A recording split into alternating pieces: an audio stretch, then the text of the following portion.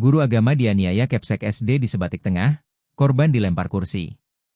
Sebuah unggahan di media sosial terkait dugaan penganiayaan terhadap seorang guru agama perempuan oleh oknum kepala sekolah SD negeri di Pulau Sebatik, Kabupaten Nunukan, Kalimantan Utara, mendadak viral dan menuai kecaman publik.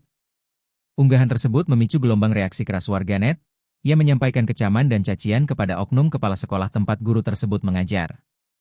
Tampak seorang perempuan mengenakan pakaian guru dan berkerudung coklat, terbaring lemas di atas ranjang perawatan. Terlihat selang infus terpasang di wajahnya. Disebutkan pula bahwa perempuan tersebut merupakan guru di SD Negeri 001 Sebatik Tengah.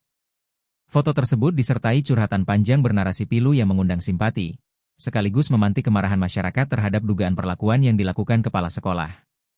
Hingga berita ini diturunkan, Kepala Sekolah SD Negeri 001 Sebatik Tengah belum memberikan tanggapan terkait viralnya unggahan tersebut.